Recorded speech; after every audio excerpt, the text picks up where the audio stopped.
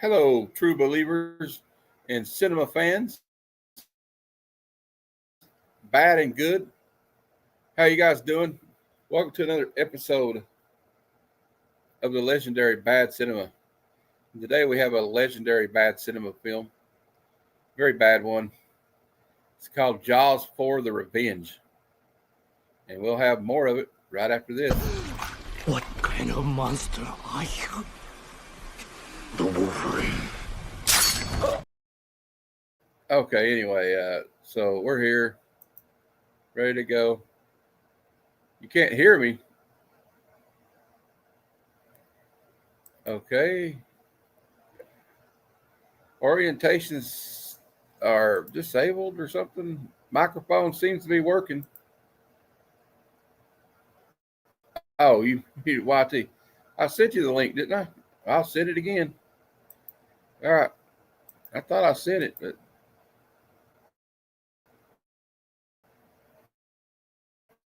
I guess I didn't. Here you go. There's the link. I sent it to you. I'm not doing anything right today. There you go. I thought I sent it to you. My bad. I just now checked my messages. So, yeah, we're doing Jaws 4: The Revenge. I'm not going to say it's a good movie because it's not. The shark is fake, and you can tell it's fake. He's coming on. Right there he is. We got a psychotronic squirt gun. Dude, I spilled the coffee. I spilled the coffee all over the place, man. I freaking hate that. Hey, WB. Whalebore is the man. I like Whalebore. He always tries to stop by when he can. Appreciate it. Yeah, this movie's not that good, Aaron. Like you see the shark. Look at the shark here. Yeah. Yeah, there was one of the guys commented that was a special effects expert said the shark looks like a big piece of concrete. It doesn't even look at it. It doesn't even look real.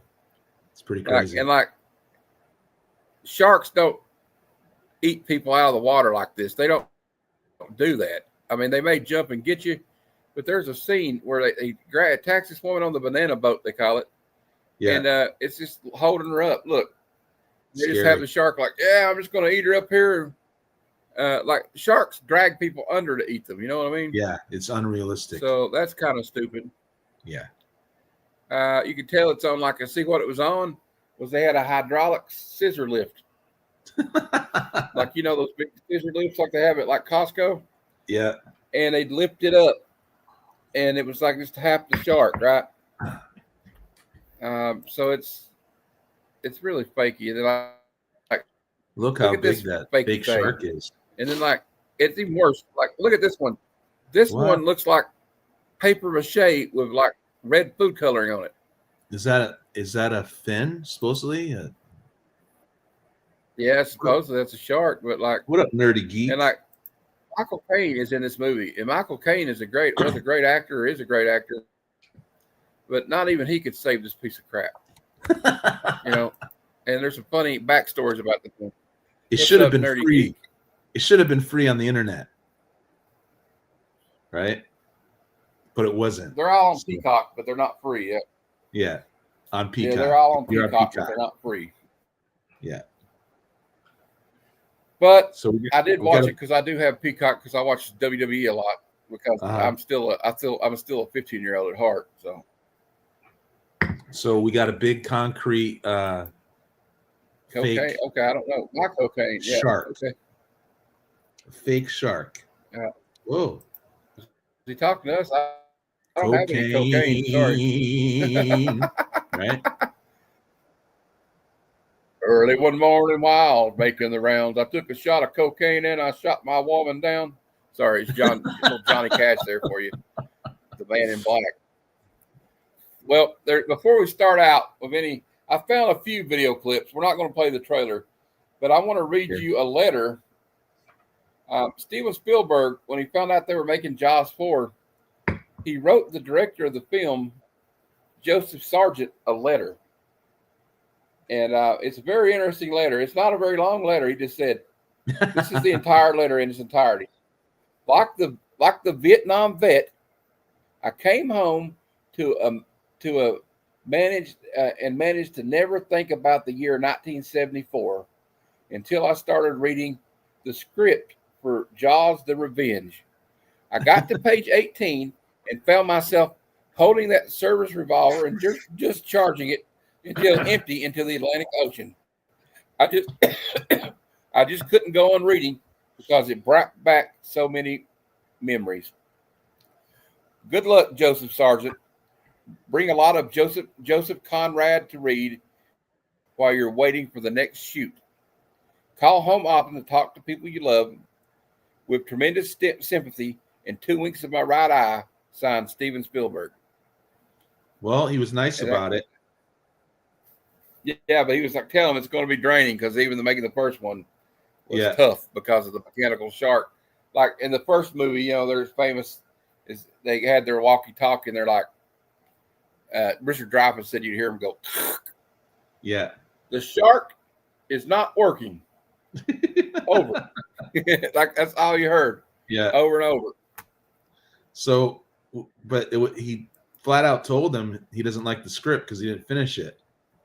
Yeah, he's like, I got to page 18. I was like, no, I'm sorry. Good luck. Good luck. Good luck. Yeah. Go with God. Bao con Dios. That's pretty crazy. With that being said, we're going to read one of the most Wikipedias I've ever read this morning. I read this morning, and there's all kinds of great little tidbits about this movie, like that it was kind of pushed through the studio because at the time, for two reasons, this movie, what I read, was pushed through because the studio head at Universal, they were having some financial situations, right? My screen's got real small all of a sudden. Anyway, I don't understand that. Can you hear me? Yeah, right. Everything's cool, dude. Yeah, we're live. I was making a joke with Jay. Is this thing on? Jaws: The Revenge is a 1987 American horror film produced and directed by Joseph Sargent, the fourth and final film in the Jaws franchise. It stars Lorraine Gray, who came out of retirement to reprise her role for the first two films, along with new cast members, Lance Guest, who plays her son, one of her sons, and Mario Van Peebles, who has one of the worst Jamaican accents I've ever heard in my life in this movie. Because obviously Mario Van Peebles is an American, or it says he was Mexican-born American director. Of course, his dad was a famous director. Karen Young is an American film. She was in it as Michael's wife, and of course, the great retired English actor Michael Caine. Acting as a direct sequel to Jaws 2, which retroactively ignoring the events of Jaws 3, which was also supposed to be Sheriff Brody's son. But they acted like that movie never even happened. They didn't even call it number 4. That's why.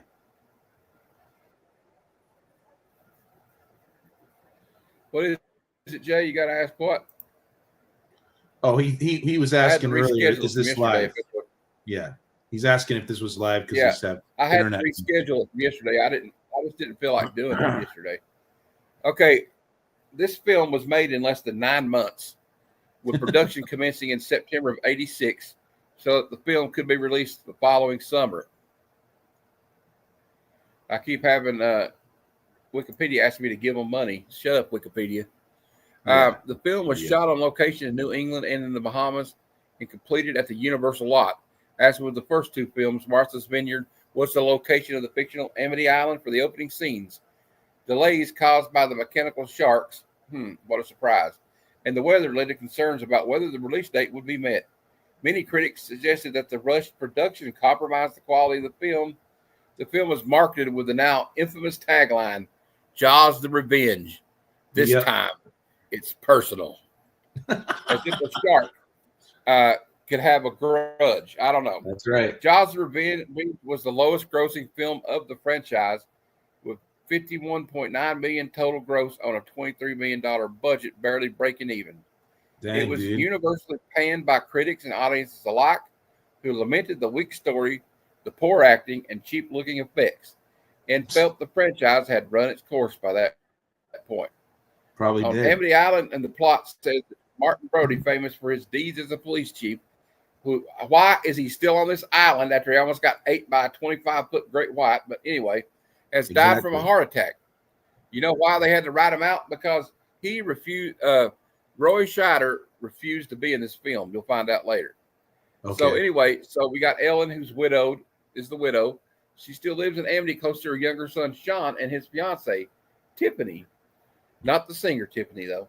And Sean worked as a police deputy, and when he's dispatched to clear a log from a buoy a few days before Christmas, a great white shark appears and tears his arm off. He screams for help, but the singing on the land drowns out his cries. The shark sinks his boat and drags him underwater to his death. Yeah. Martin's older brother, Michael, his wife, Carla, and their 5-year-old daughter, Thea, come to Amity for the funeral. Michael works in the Bahamas as a marine biologist, and on his arrival, Ellen demands he stop his work. Having just received his first grant, Michael refuses. Then Thea convinces Ellen to return to the Bahamas with them. They meet a small plane pilot named Hoagie, played by Michael Caine, who takes an interest in Ellen when he flies them back. Okay, now see what happens is she starts saying, "Oh, this shark is after us all. It's followed us down. It's going to follow us here. It came back. It's killing my family." But let me tell you something ridiculous about that I found. So apparently, the shark found out where they were planning to go, so it figured out which flight they were on, right, and where it was going, using its keen sense of navigation, maybe an internet connection. I don't know. The shark swam from England to the Bahamas in the space of 48 hours. Upon reaching the Bahamas, the shark determined which island they were staying on, and in fact found out exactly where Michael was working. Yeah. No, that's not too far-fetched. And let's also pause and notice that we were getting at our first good look at the film's titular menace, and it looks not to put a point on it like shit. Yeah. It's this time it was personal, Matt, whether you believe it or not, you know.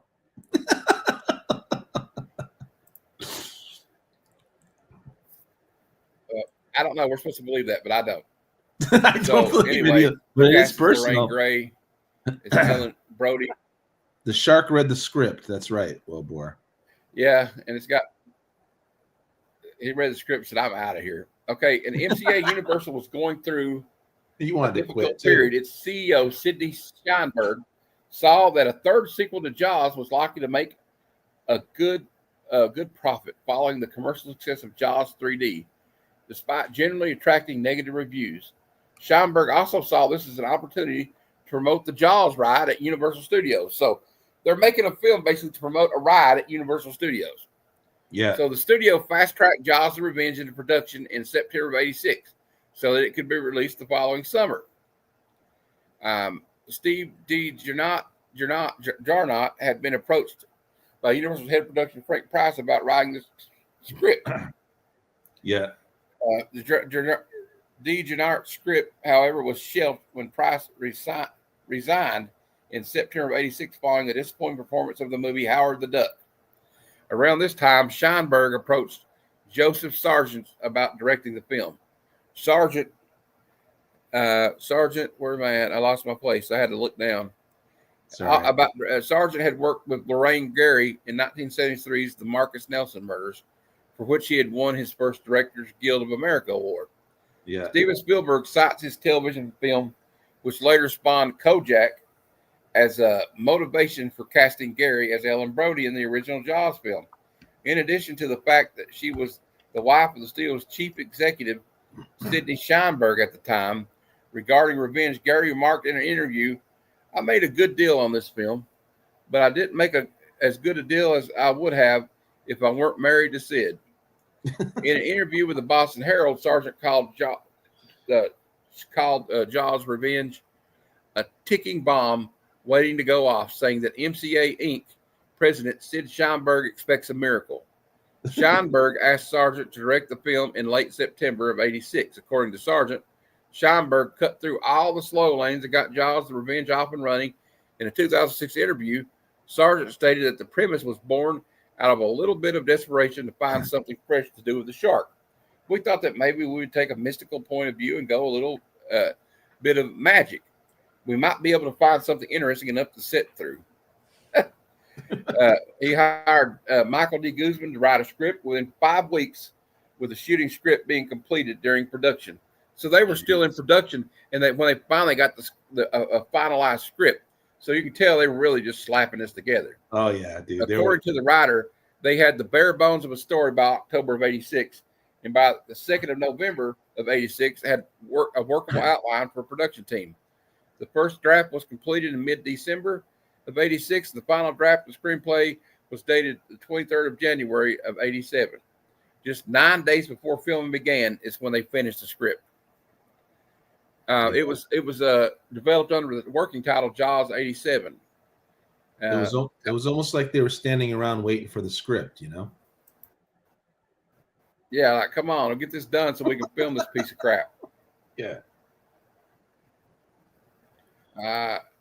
So anyway, the film was not in continuity with Jaws 3D. Its predecessor, Mike, is an engineer for SeaWorld in that one. This is supposed to be the chief's son. Whereas in Jaws: The Revenge, he is a marine research scientist. One of the Universal press releases for Jaws: The Revenge refers to this 4th film in the series as the 3rd film of the remarkable Jaws trilogy. The Guzman script featured an appearance by Matt Hooper, while the producers still hope to recruit Richard Dreyfuss to reprise his role as Hooper for the project. But of course, Richard Dreyfuss had better things to do than be in this movie. He was done. Yeah, I mean, he was by a big Hollywood actor, but then he's not doing this movie. Also, in the original script, Martin Brody was to be the shark's first victim. But when Roy Scheider declined to appear, Sargent reports that the characters of Brody had been dead for 18 months when we entered the story. And deal with Ellen Brody's emotional problem, her obsession with the death of another family member. And it's a story of obsession and fear, says Guzman. It also says that Lorraine Gray portrayed Ellen Brody in the first 2 films, and she came back for this. She was married to the studio head. And it says here that Michael Caine had mixed feelings about both the production and the final version. He thinks that it was a first for him to be involved with someone his own age in a film. He compares the relationship between 2 middle-aged people to the romance between 2 teenagers. Although disappointed not to be able to collect an Academy Award because of filming this film in the Bahamas, he was glad to be involved in the film. In the press release, he explains that it is part of movie history. The original one of the great all-time thrillers. I thought it might be nice to be mixed up with that. Terrible that I like the script very much. However, Caine later claimed, I have never seen the film, but by all accounts, it is very terrible. However, I have seen the house that it built, and it is terrific. In a 1992 autobiography, What Is All This About? Michael Caine says that the film will go down in my memory as a time when I won an Oscar, paid for a house, and had a great holiday. And that's not too bad for a flop movie. Yeah, dude. Hey, people went and saw it even though it wasn't that big of a success.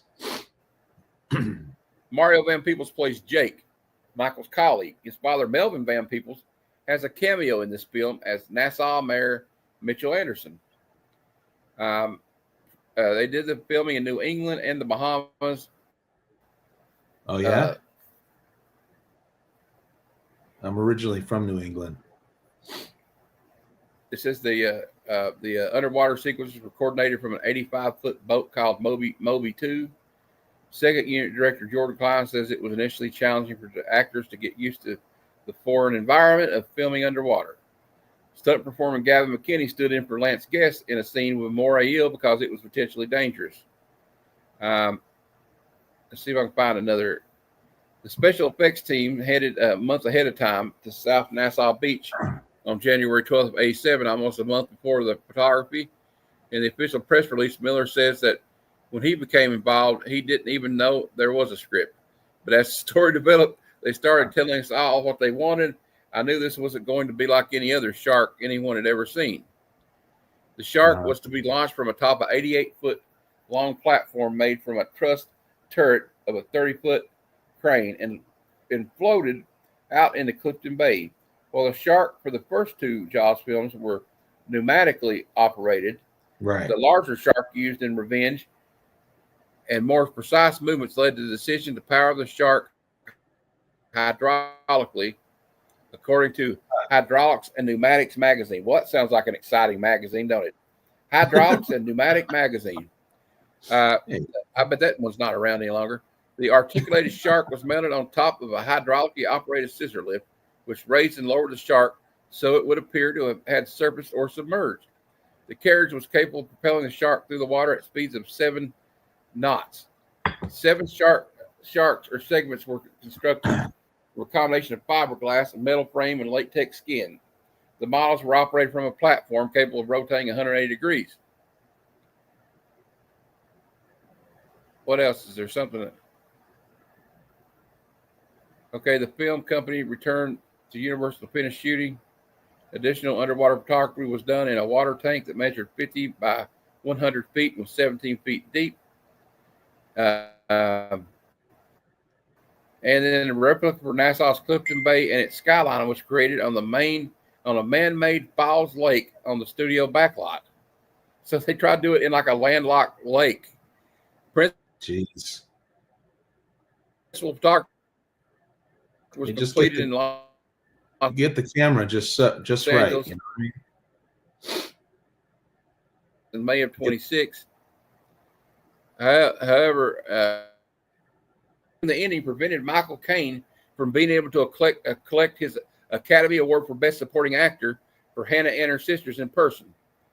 In a 2010 interview with Time magazine, Caine said that he had asked Universal to reschedule filming, but it was not possible due to logistics. And critic Gene Siskel suggested that if they had let Michael Caine leave, hey,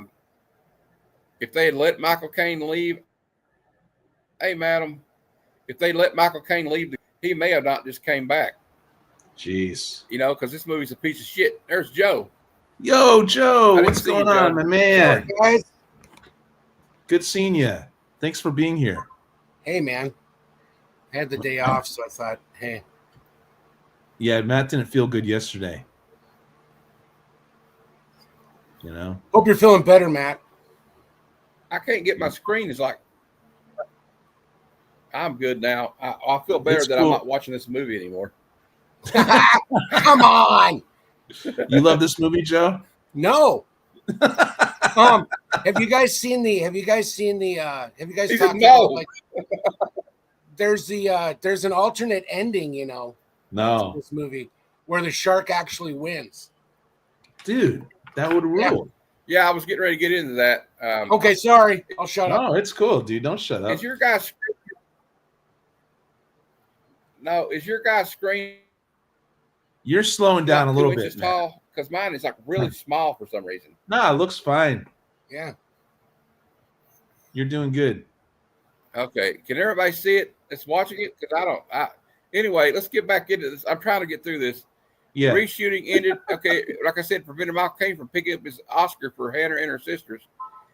Of the original U.S. theatrical version, Ellen rams Neptune's Folly into the shark, impelling it on a prow of the boat, mortally wounding it. The shark then causes the boat to break apart with its death contortions, forcing the people on the boat. And this shark actually roars like a lion, which is not physically possible. Then causes the boat to break apart, and they jump out the boat. American audiences disapproved of this ending. Sid Sheinberg says the impact of the shark and Jake dying was too much for the audience to handle. So, you know what? Mario Van Peebles is in the jaws of this shark. And then after it's over with, he's just floating around going, hey, I'm over here, help me. Yeah. And nothing happened to him. I disapprove of this ending. And then at the end of the day, the shark only kills like 2 people. Just The shark only actually kills. Dude, the shark was the smartest shark The shark ever. only actually kills 2 people in this movie, right? He played with his brother. food. I He played believe with that's his the only food. two that died in the movie. Yeah. It wasn't necessary. It's almost. It's kind of stupid. I love All how right, the shark anyway, just kind of follows him. Now I'm going to tell you. Yeah, about for miles, right, Joe? For critical- miles, man. Yeah, like 1,000, 15, 2,000 miles. The shark follows them, right? Yeah. It's like they turn Jaws the shark in, or they turn the Yeah, shark it's like into like 1,500 Jason miles. Voorhees. Yeah.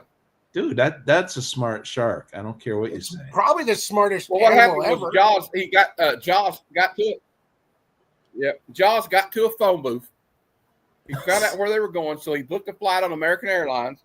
Yeah. And chartered a plane to the Bahamas and found out which island they were staying on. And this time it was personal. Went after him. Yeah, because this time, he ain't messing around with you. Personal. Sharks hold grudges, right? Yeah, they remember here's what through their Rotten Tomatoes ancestry. gives it a 2%. Wow. This movie has a 2% rating for critics on Rotten Tomatoes. Wow. So bad. For her performance, Gary was nominated for both the Saturn Award for Best Actress and a Golden Raspberry Award for Worst Actress. She lost to Jessica Tandy, however, in Batteries Not Included and Madonna for Who's That Girl, respectively. It was rated by Entertainment Weekly as one of the 25 worst sequels ever made. Nice. It was voted number 22 by readers of Empire Magazine on their list of the 50 worst movies ever made. Awesome. Roger Ebert and the Chicago Sun-Times gave this film 0 stars, writing in his review that it's not simply a bad movie, but also stupid and an incompetent one. He lists several elements that he finds unbelievable, including the fact that Ellen is haunted by flashback events where she is not present. Ebert joked that Kane did not attend the ceremony to accept the Academy Award for Best Supporting Actor earned for Hannah and her sisters because of his shooting commitments on the film, because he may not have wanted to return to the shoot if he had left. Yeah. On their review, though, both Ebert and his colleague, Ebert and Siskel both slated the film, also pointing out a number of logistical errors amongst many logical errors, including a scene near the end where Michael Caine's shirt is dry, despite the character having just hauled himself out of the water. Siskel concluded his review by saying, "Let's hope this is the end of the Jaws saga." Yeah. Well, I don't know, man. And it's just how they had to Michael Caine's line, and he comes out of he comes, you think he's dead, right? And you're like, oh, Michael Caine's dead. And then like he comes up on the side of the boat and they're like, oh my God, we thought you were dead. Yeah. He's like, no, but the breath on that thing. Yeah. You're like, how do you smell what? Michael Caine. He really wanted to have none. Well, if you notice, the shark makes noises like it's a lion. Yeah. And then when the shark is out of the water, it eats a woman while it's out of the water. Sharks don't do that shit. It just hangs above the water. They just show you what they're doing. They take you up, they go down with you, and you're never seen again. That's what a shark does when it eats something. It doesn't say ha ha ha. And the shark looks like they painted a concrete cylinder and put it underwater. That's what it looks like. This is how bad this shark looks. Yeah. It's hydraulically powered, though. It's totally not believable. Like when it's pierced, why does the shark explode? Could somebody please tell me why the shark even explodes? Because it's cool. Yeah. Because they don't show it. They don't really explain it, really. I might, yeah. And then I kind of how does Mario People survive without losing his lower body? Because he was completely inside the jaws of this shark. Didn't matter. How is he not dead? Because. See, not to mention, why are you landing a plane in the water and then? I just don't know. Why didn't you just? I don't know. I don't understand anything about it. You got the I first. don't want to. It was very.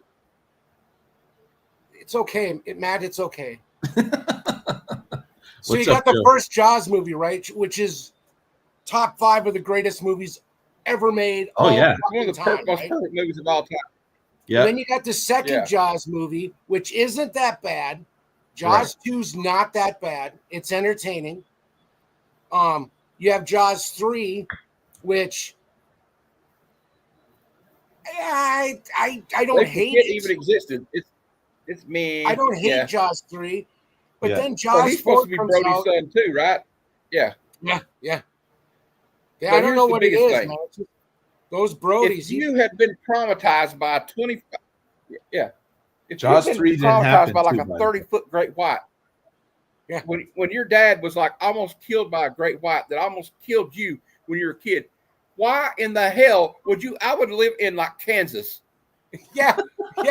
I wouldn't be near a bottle. I'll be afraid to take a Live in crap on Arizona. the toilet. New Yeah. Mexico or somewhere. I'd be in like the desert somewhere. And So why did they drop that I the would ever get story of water again. why did they drop the story of Jaws 3? Why couldn't they just pick it up from there? I don't know. You know? I They don't just know. I didn't guess they want were it. embarrassed by it, but they made a bigger embarrassment by making Jaws 4. Hey Joe, did you hear me read the letter that Spielberg wrote the director of this film before he directed it? That was crazy. No. I'm gonna read it again. Okay. He said, like the Vietnam vet. This is the entire letter. Like the Vietnam vet, I came home to and managed to never think about the year 1974 until I started reading Jaws: The Revenge. I got to page 18 and found myself holding that service revolver and discharging it until empty into the Atlantic Ocean. I just couldn't go on reading because it brought back so many memories. Good luck. He says, good luck, Joseph Sargent. Bring a lot of Joseph Conrad to read while you're waiting for the next shoot. Call home often to talk to people you love. With tremendous sympathy and 2 winks of my right eye, signed Steven Spielberg.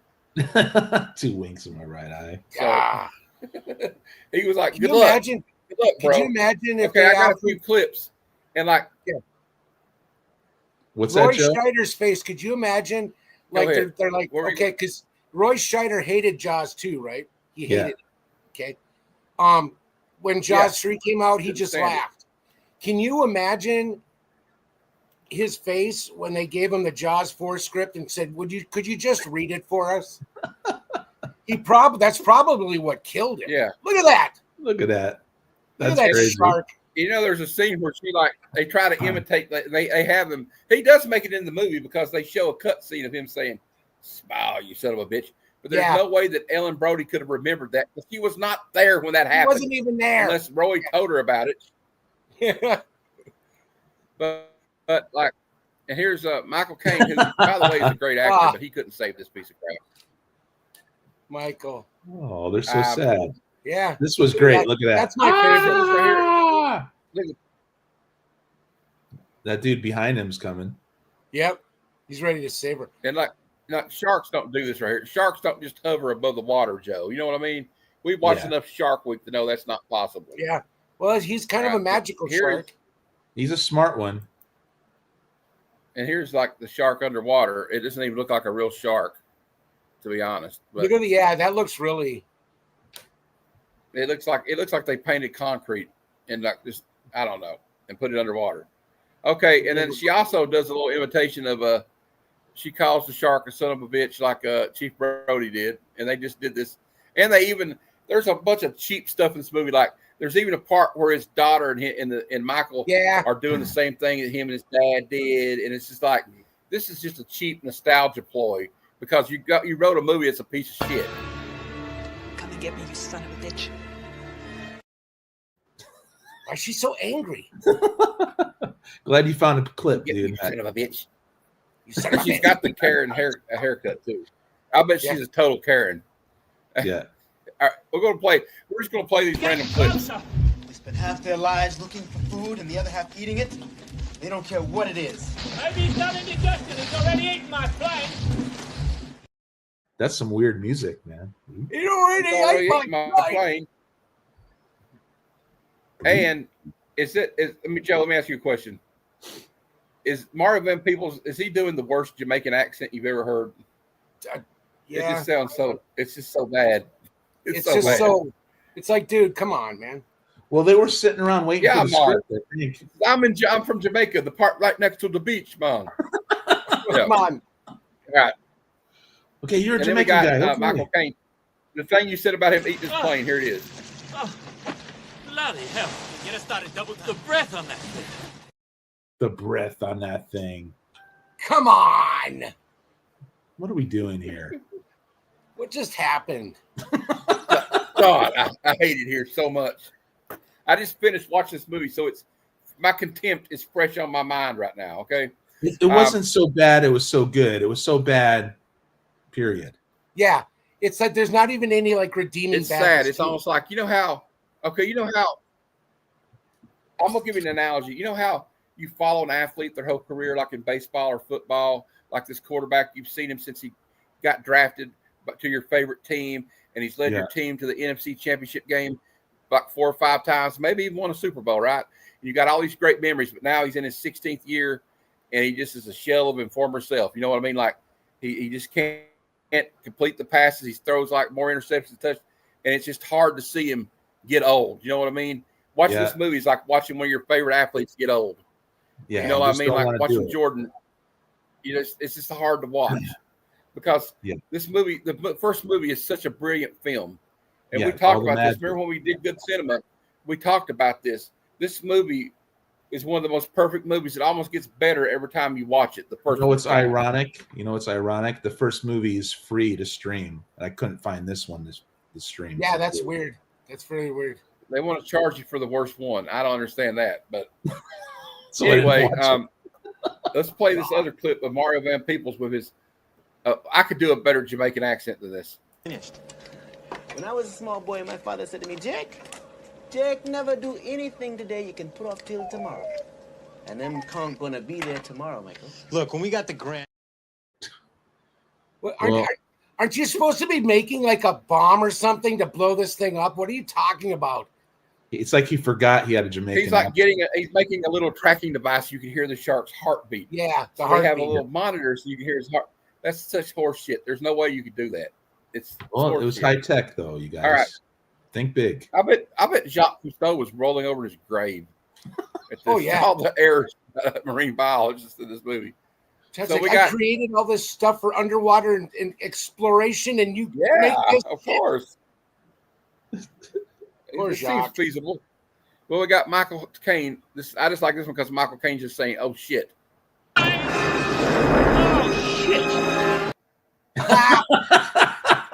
Oh, there it is again. Oh shit! I think he was looking at the script when he said this. Oh shit! Well, he tried, right? Forgot a line. He probably forgot a line, and he was just like, "Oh shit!" And then they just kept it in or something. Probably. And also, there's we'll play this one. This it killed your father. Really, but... Dad died from a heart attack. He died from fear. The fear of it killed him. The fear. Apparently, Chief Brody died of the fear like 18 years later, right? That's the point. I don't know. Chief Brody seemed like a tough son of a bitch. I don't think he would have died of fear. But this is also this next scene is almost a complete ripoff of when Roy Scheider is chumming off the boat in the orca. When it comes out of the water, and he's like stunned. They're just ripping it off right here with his son. Hey man, I didn't mean to eat Tell me they're not. Slap my lips, eh? What? If it'll play. Slap my lips? Yeah, what? My lips, eh? What? What do you want me I would have said what? Talking about, dude? Hey man, you want to smoke a spliff with me, man?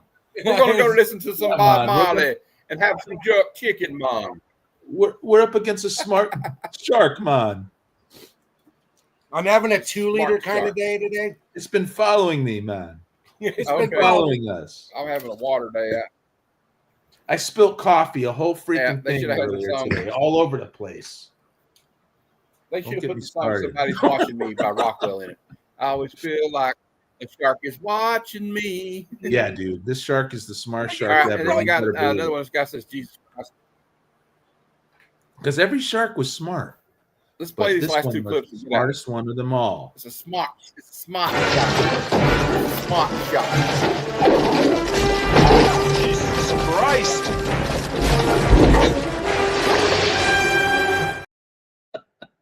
Is that what you would do? Do you see how Jesus Christ! Do you see how fake that shark looks?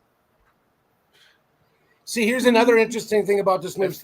Sharks can't go backwards, right? Sharks Right. cannot move backwards. But Yeah, I this one know. can. They have to go. And in They have this to go one- forward. They have to keep moving forward. Yeah. They go forward. But in this one, it's like yummy, yummy, yummy. Oh, then he goes back, just straight back. Yeah. At least in the first Jaws, I had enough. I'll see you guys. Yeah. you know, the shark will like, at least the He was animatronics trying will to move tilt forward his while head he's getting him. while he's Yeah. going back. You know, How come they had a better Well, shark and and they the didn't shark's keep in that it? situation. He's just going to keep moving like this until he gets free, right, Joe? He's going to keep Yep. going like that until he gets loose. He's not going to go Forward. like back like that. It's gonna be like, All right, this is the last clip. This is a stupid clip. I'm not going to set it up. It's just, we love these you know, clips. she's like, "Oh, you people think I'm crazy? Yeah, lady, I think you're crazy because you think a set of shark traveled 1,500 miles to follow you to the Bahamas. So yes, I think you need to be in a padded room." Yeah. I want you to get out of the water. What? I want you to give up that terrible job. Come on, Mom. You can't be serious. Damn right I'm serious. Mom. Damn right, Mom, I'm serious. Mom knew best in that scene. You know, I don't know. like you said, this guy should be living in Look here. Arizona. Melbourne said Mario and Peoples went on to better films like Highlander 3. No, I would. No, actually, he became a pretty competent director, though. You know what I mean? Yeah. Like, I mean, he doesn't direct perfect films, but I thought New Jack City was a fun movie, a fun gangster movie. You know, Yeah. like I call it like the first like hip hop gangster movie. You know what I mean? Yeah. And I liked that movie. I thought it was a pretty good movie. I know it gets right as, but Wesley Snipes played villain in that movie. But yeah, that's all we got for this movie. I think I don't know that I could talk about it anymore. So Yeah. You know, It's I didn't embarrassing. even- it's It time was for the ratings. embarrassing. Have you ever sat I'm in a gonna go- movie theater and felt embarrassed? I walk out normally. I don't normally ever walk Yeah, out. I think Yeah, in my life. I mean, I felt bad for the actors in this film. I'm like, God bless these guys for having to do this film because I hope they got paid well. I mean, I hope they got Well, some the money. whole thing out of was the time crunch, right? The time crunch.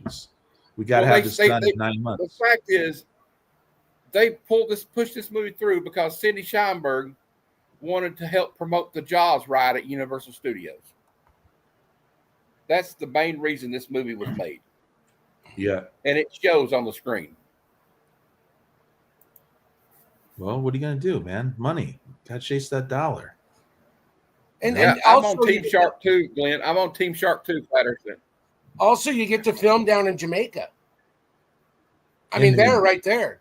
Yeah, You're I in think Jamaica making a there's movie. a Bahamas vacation I mean, that right there. Exactly. Yeah, dude. And awesome. Matt is out. So I guess it's time for. I'm here. I just had to do Oh. something. Oh, okay. I had to scratch something. I don't do it on camera. All right. What? But I just told you anyway, so now it doesn't matter, right? Okay, I'm going to rate it first because I want to show my condemnation for this film. Even in bad cinema taste, this one only gets one wing. Oh, That's all I can give it. That's all I can muster for me. It's bad from start to finish. The premise is wrong. The acting's bad. The plot doesn't make sense. Yeah. It's not physically possible for a shark to travel from Martha's Vineyard to the Bahamas in 2 days. And why would it go to Martha's Vineyard from there down to there? I don't know. Sharks don't hold grudges. Sharks don't remember people. They don't know how to follow somebody from one town to another. It's ridiculous. So yeah, Not it's this lucky one, I man. couldn't give it. I wanted to give it 0 wings. Wow. But I our don't even scale think is you've 1 to ever done 5. a 0. You know? I don't think you've I done don't a know. 0 before. So Aaron, what do you think? This was so bad that Tubi didn't even have it on for free. So, you know, I kind of barely remember this one. No. Well, then Aaron gives it number 1, 2. I wasn't going to pay for it, you guys. That's how bad it was. Aaron was not going to pay $4.99 to rent it. And he wasn't know, going to pay I for wouldn't. it. Hey, I'll be honest. If I didn't already have a subscription to Peacock because I watched WWE wrestling, I wouldn't have been able to see it either because I wouldn't have paid for it. Yeah. Joe, what say you?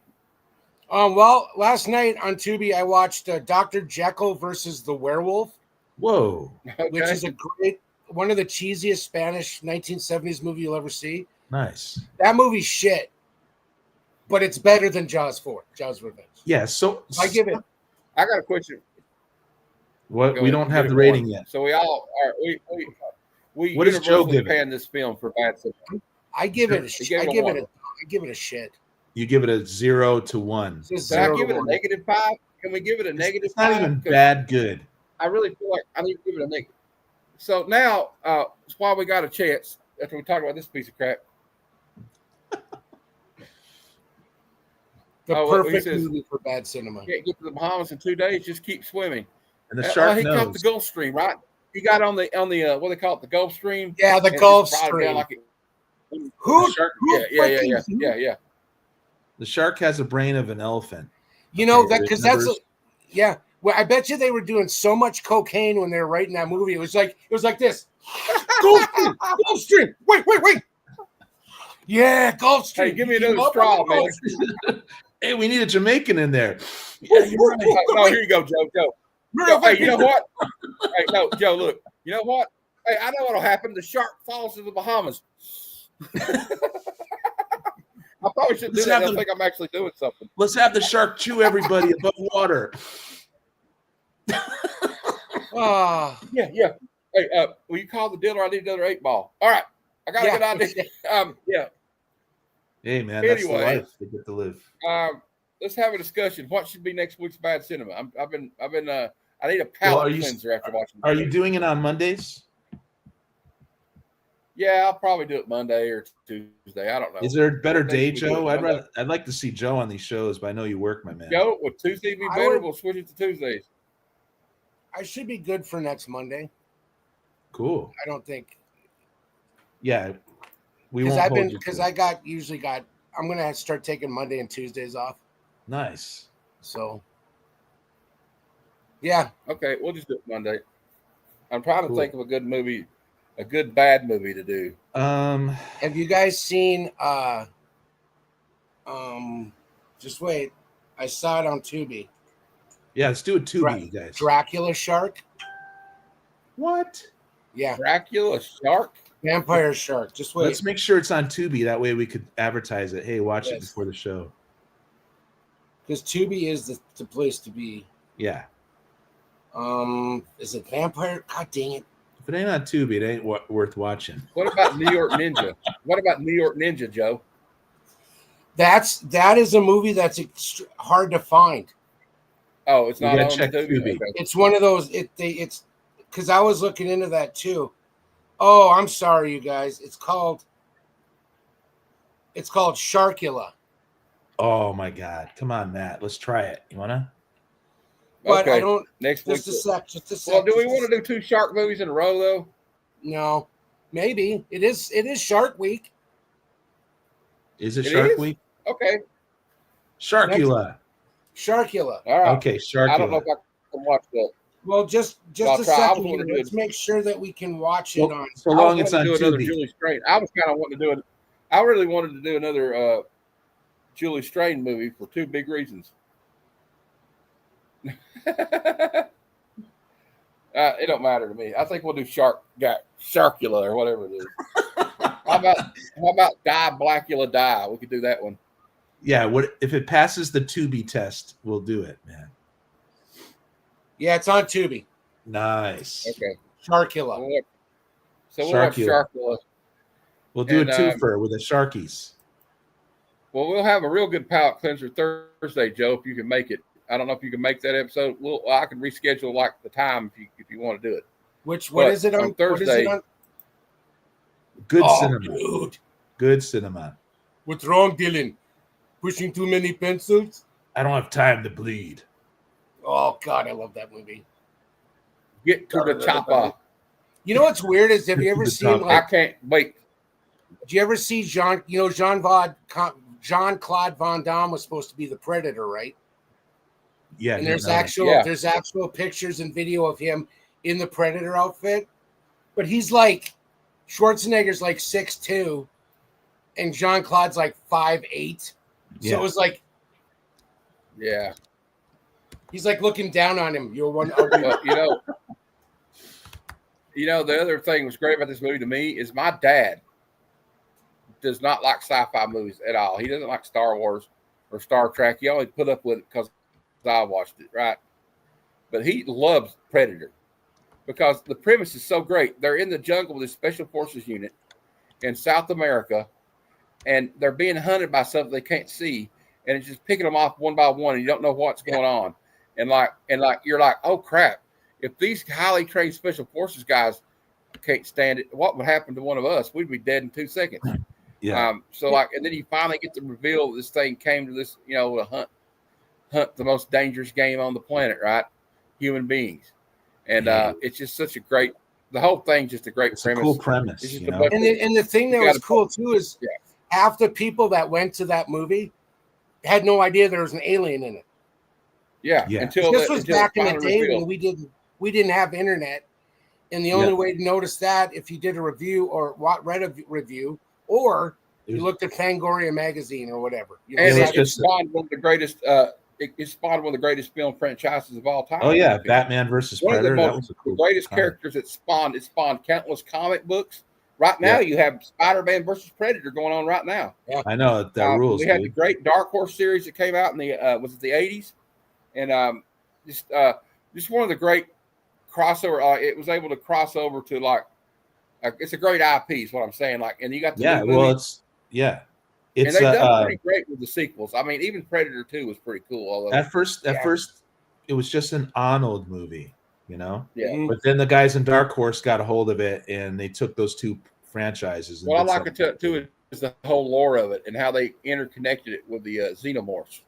Yeah. And it made a whole thing. I got that series back that Chris Claremont wrote, Alien Predator, all that old shit. The Deadliest of the Species, which is a great. Do you guys see the new Predator? Dark Horse. Did you see the new Predator? I'm actually looking for issues 1 and 2 if anybody has those. Did you like it, Joe? I loved it. It's fucking amazing. Excuse my language. Yeah. It is so good. Cool. Yeah. Did you see Matt? That's all right, Matt. You're freezing up a little bit. Matt, we love you. You know, you guys check out my 4-minute video I dropped yesterday. It's about Chase Dagwood, right? I'll do that since he's freezing. I'm not even joking, dude. You got some really catchy tunage. Thanks, man. I appreciate You really do. You really appreciate my friends getting in, some of my friends actually like it. That's what's cool. Can I make hey. Could you make me a theme song for my YouTube channel? Yeah, dude. That would be cool. You ought to have us make custom theme songs. You just write out a bunch of freaking Here's words. what I was going to share about Matt, since we were talking about Predator.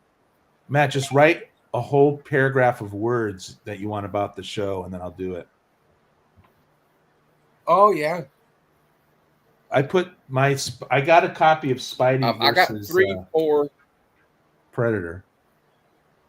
I collect all that stuff now. There's so much of that. I need 1 and 2. I got this is 3. I need 1 because I want Claremont to sign it if I see him next year.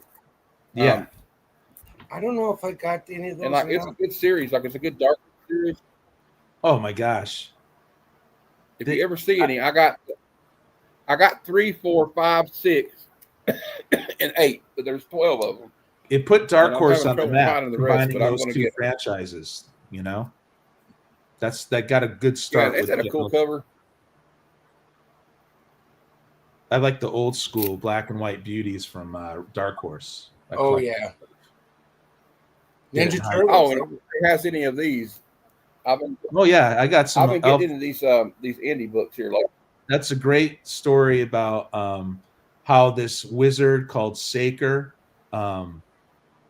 went too far and bent the natural order of things, and so the elementals took recently deceased humans and they were represented each one as an elemental. That's Fathoms. I haven't read them all, but I think I have doubles of that, Matt, of those issues because you could get those on the cheap. And they're written really well. She had a solo series too called Fathom, right? Yeah, she have a solo series too. Yeah, Top Cow. Everyone thought she was a She-Hulk ripoff, but can't have another green skin gal around, I guess. Well, I kind of thought they were. What I felt about it was they were kind of an adult oriented. Fantastic Four. That's the way I saw it. like kind of There an was adult. depth. There was Like, depth she's to it. pretty hot. She's pretty hot. The first one I read was this elemental special in which the Earth elemental kid was having crazy dreams about a child serial killer, and it was all psychedelic, and then he went after the guy and he couldn't stop the guy from doing it again. So it's really deep, it's really cool. Some issues were, I guess, I haven't read them all. So they have ones called the sex specials too. They're kind of funny. Like I got kind of funny, racy covers, like her, like hugging her with a dolphin naked. Yeah, I want to get with those a dolphin. Too. There's also another thing called Good Girl Art Quarterly. Have you seen the Good Girl Art Quarterly books? No, they're pretty cool. I'm kind of into that stuff. Oh, Joe, I'll pull out my doubles and see if you got them, dude. All right, I'll find my doubles. They're all over the place, though. I'm still getting organized. Yeah, dude. Yeah, like this one. We'll have a blue Christmas. Yeah, I have some of those. Not the Dave Stevens. I know. I got this one now. I need to get 1 through 3 because it's a 4-part series with Crossfire and Rainbow, and then I got Crossfire. I'm kind of got a fetish for these Eclipse comics now. Oh yeah, I got like now I have about 12 short boxes full of old indies, and I just like separate those from the rest of the collection. And who knows if I'll ever read them all. It's kind of fun. Yeah, it's kind of fun. I got this one from Metarob. Irrational happiness grabbing this stuff. Yeah, and let me show you if any of you guys want to be involved in this. We're doing a review of Man of Steel by John Byrne in honor of the new Superman. That's a good one. So, Joe, if you want in on it, we're going to review it. It's going to be a pre-recorded video, so we'll plan on everybody that can get there at the same time. I'll tell you when. It's going to be sometime this week or next week. But by the way, the Superman movie, I cried I'm not crying, you're crying. I was like, I'm not crying, you're crying. Here's the thing. Here's the thing. It doesn't matter if it's Glenn Ford, Kevin Costner, John Schneider, or Taylor Vance Pruitt. Whenever there is a deep moment between Clark Kent and Pa Kent,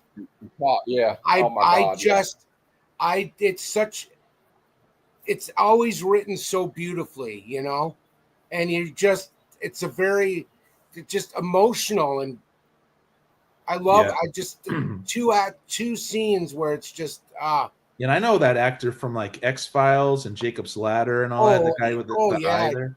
Yeah. He was in Walking Dead for a couple episodes. Yeah. He was in Constantine too. Yeah, he's an amazing. He's one of my favorite character actors ever. Yeah. He's so good. Yeah. That's cool, man. Just like, you know what? It's supposed to do that. James Gunn knows what he's doing, right? First of all, like what he did with Guardians, he makes you feel emotions towards Groot and Rocket Raccoon, who's a living tree and a raccoon. Hey, Christina. Hey, Christina. And the raccoon's not even real. It's voiced by. And let me ask you a question. If you have not seen the movie yet, you want to cover yours right now. Is that Bradley Cooper? Is Bradley Cooper Jor-El? Is Bradley Cooper Jor-El? Yeah. Now listen, you guys. We got our Superman back. I feel like he's back. Crypto was like a great part of the movie, and like he knows how to make you feel emotions. Like the part about like every son, like, and I got real kind of the reason I got sad was because like, my stepfather passed away about 6 years ago, and when he tells him, like, he doesn't try to give him advice, he just says, "Son, I couldn't be more prouder of you." Yeah. Yeah. Beautiful stuff. Because that message was the fact. Here's a spoiler we're kind of hinting about, but the message was real, right? Is that the point? And as badass as Henry Cavill was in Man of Steel, the truth is he killed like thousands of people when he's fighting zombies. Yeah, he wasn't. Superman would not let thousands of people die like that. Like there's in this movie, Superman even goes out of his way to save that was. That was an alternate reality of Superman, as far as I'm concerned. Now, this new movie, we got the real Superman. We got Superman. See, that's another instance with the Man of Steel movie where Kevin Costner, Pa, is talking with Clark, and Clark gives him that line. So, do I have to still pretend that I'm your son? Yeah. And Costner's like, "You'll always be my son." Yeah. And it's just so it's so sweet and it's so loving, Yeah. you know. And I just, God, I love that shit, man. Christina. I chant Christina's name, you guys. Well, I Superman know, is yeah. supposed to be like, you know, this is how Superman's supposed to be. And like that kind of like, you know how Christopher Reeves, there's that part in Christopher Reeves and Superman where Christopher Reeves is like flying around the earth and like he just looks up, he kind of looks at the camera and grins. Yeah. Like, Yeah. hi guys, how you doing? And he just flies away. And I just think that's so amazing. Like it's got a kind of a wink and a nod to that kind of thing in this movie. And like my favorite thing is, you know, maybe kindness is the new punk rock. I love it. Yep. And I think we should all think like that. Because I don't think we have enough kindness in the world these days. That's why I'm glad we have beautiful people like Christina Payne Oh to yeah. go around and say spread the love. Because I think every now and then She we need rocks. stuff like Right. that. She rocks. We need to And have that. so I think this movie may okay, can we easily say that Superman is the I know we got into Superman and we're talking about Jaws 4 That's today. cool. It's cool.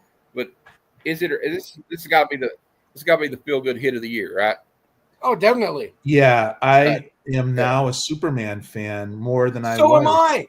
Yeah. Oh my God, Aaron! I was sitting there thinking the same thing. Yeah. Whenever I would like, I have quite a few Superman books, and I'll be reading them, and I'll be, you know, years ago, and I'll just be like, I'm bored. Yeah. But I picked up a couple of them, and I was reading them like last night, and I'm like, oh my God, Superman is like the shit. Oh, Stephanie didn't like it. Wow. It's okay. That's okay. That's all right. It's all right. I freaking loved that Superman Everybody's gonna portrayal. He was just a good guy. You could sense he was a good guy. And even at the end of the movie, when he was yelling up to Lex, it was almost like he was yelling at him as if Lex could still potentially be a friend. Do you know what I mean? That to me was I was seriously impressed by that, you know. I'm gonna say this right now. I believe Holt's portrayal of Lex Luthor, to me, in a way, is more terrifying than Heath Ledger as the Joker. I think that should be. I mean, his I thought he went portrayal all of in. Lex Luthor, man. Cool to do that. I think that he was just. It was so nice to see a villain that is so despicable. Yeah. And just hate. Yeah, Just hate. I there was mixed reviews on Lex Luthor, but I'm not an expert. I've read enough comics, but I thought that was a great portrayal of that character or whatever incarnation of the character. You know, it's younger, full of just hate. You know what I mean? And but seriously brilliant. You know. Well, the one part I loved about what he did was like, do you know how he kind of walks like into a thing like he owns the place, even when he went in Fortress of Solitude? Kevin Smith pointed out this out the other night on his podcast. He just walks into the Fortress of Solitude, doesn't know anything about it, like he owns the place, and he just walks with this arrogant air of confidence, right? Until the end of it, when he sees justice coming his way, when he sees Superman flying in at Mach 5, coming through that window, he starts running like a little bitch towards the portal. Yeah, yeah. Gene Hackman was a great Lex Luthor. Well, that was a different. Yeah, that's what I'm saying. But like, it's a different take. You can't you can't compare Gene Hackman's Lex Luthor. I mean, yeah. To Hulk. Like you it's can't comparing. You can't compare Jack Nicholson's Joker to Heath Ledger's Joker. That's what I was going to say. It's just you can't do it. And I think Hulk brought in enough without going over dramatic and making it stupid. And that's why I like that, because basically, I don't know. I loved it. Yeah. It was a good modern Luthor. I think the kids are gonna like, and this is a good role model for kids too. Like, definitely. I don't want it was done convincingly enough, despite what Stephanie says. Well, it is like mainly for kids. And she's not here to defend herself, right? You know. Yeah, I know. No, I respect. She's in the chat. I respect people's opinions. I'm not going to rip. Me too. I'm not going to rip anybody of how they feel towards. No, something. neither am I. Yeah. Yeah, I mean, I'm not going to. You know, I really enjoyed it. See, me saying it, I'm surprised, guys. I'm surprised how much I enjoyed it. You know, I just love the whole Boom, just right off the bat. The Godfather. The shirt's too big for me right now. I know. I like that shirt. It's a good shirt. All right, yeah. Well, I'll kind of let this devolve into a Superman discussion, but It's cool, it's bro. okay. We had to like cleanse our palate after watching Jaws: The Revenge. Yeah, we got to. I don't even It's know. okay, man. Not everybody's gonna like it. Not everybody. And I already dropped this Not link, everybody's you gonna guys. like but it. I already dropped this link, but please check out my character, Chase Dagwood. It's a 3-minute, 4-minute video, friends. Oh yeah, So and please before we go, remember that I have another Comic Conversations episode tonight, and I'll be cool. talking to K-pop junkie Katie. Yeah, will be Katie my guest Pop. tonight. So I always try to get. I like to get a feminine perspective, and we need more women in the comic spirit. That some of them don't answer me back because they just think I'm probably some weirdo dude in their DMs. But I try to get some girls to come on. So I thought we'd get Katie to come on. And Katie Pop's always nice. She's always well. cool. I mean, you know how it is. Women have to put up. Women have to put up with a lot of different things on social media that men don't. That men don't have to. You know, I'm sure Madam could tell you about that, and a few other people. But I'm just glad that Katie decided to come on the show, and then we'll have some more great guests coming up. And I'm going to promote this now real quick. Is I will be, like I told Joe earlier, and Joe, you want to be in there, we're going to be doing a book review of the entire 1 through 6 series of Man of Steel by John Byrne and Dick Giordano. Of course, John Byrne did the art and wrote the script, and Giordano did the inking. So and we'll be talking about it. It was great for me because, like, when I was a kid, Superman had a long legacy going back to 1938, and obviously I couldn't go back and get all these issues from the 30s, 40s, 50s, and 60s, and the 70s. But like when they did this, like kind of like soft reboot, right? So it's gonna be me and Aaron's gonna be there. I think Big Jeff's gonna be involved. Kingdom of Nerds, Cliff on Comics, because he's our resident Superman expert, basically. Oh yeah, Cliff is he knows the guy more about Superman. the character than I do, as much as I love him. And then we'll hopefully Joe can come by and talk about it, because I know Joe's a big DC fan as well. And if you're a comic book fan and you're not a John Byrne fan, I don't know what your problem is. I don't know. I grew up on Byrne. I don't know you. On Byrne, yeah. I don't even know you anymore. Yeah, I don't even know you. Yeah. Well, I've read issues 1 through Evaluate 3. I read issues 1 through 3 in the last 2 days, and I'm going to finish 4, 5, and 6 probably tonight or in the morning. Burn, baby, burn. We'll get to it. So it's not that. So I thought it would be a very accessible one, and then I think I don't know if you guys think about this, but I think maybe we will do like either the trial of Galactus or the coming of Galactus, and read that story in some form if we have to get a reprint or something, and do that for the Fantastic Four movie. Maybe if we can get together. I know there's ways you can read it free. You just don't tell Marvel. And I just wish the Thing's voice wasn't so high pitched. I mean, that's because who knows? Maybe there's a reason. But we'll see. I think it'll be all right, though. I like the casting choice, though. Yeah, I wish they were more names. What would be really cool, because he does have that line in the trailer where he says that's how he talks. That's how he talks in the cartoon. Yeah. So maybe the cartoon voice is, it's clobbering time. That little. Yeah. And I'm not that bit out of shape over the female Silver Surfer, because I believe this has already been told. This is not in the 616. Wow. This is continuity is like they're on a different universe where they're the only heroes right now. Okay. Yeah. So I believe we'll eventually see the original Silver Surfer at some point in the MCU. And I'm not really that worried about it. I know some people get mad about it, but like, I'm not upset about it. I think it's going to be I'm kind of excited about it, because I think it's going to be a big film. I don't know if it's going to gross as much as Superman has, but I think it's going to do pretty well. You guys, one thing I don't like is we have a lot of people that want to see Marvel. Because I'm a Spidey guy, and I've been let down by Spidey for like 20 years now or something. I'm just thick-skinned now when it comes to the movies not going my way. I just don't care. Try to find some fun in it. If not, whatever. Yeah. All I know is now I can watch a movie with the Silver Surfer and look at Silver Surfer's butt and not feel weird. Because you're used to seeing the butt anyway. Yeah, he's I'd flying be away. like, dang, that girl would be bad. That's a All joke. All right, guys. Well, I'm going to wrap it up. We'll continue this discussion backstage, but All right, remember, my man. guys, except in the case of this movie, just because it's bad, don't mean it ain't good. Come, son of Jarrell! Kneel before Zod! Snoochie boochies.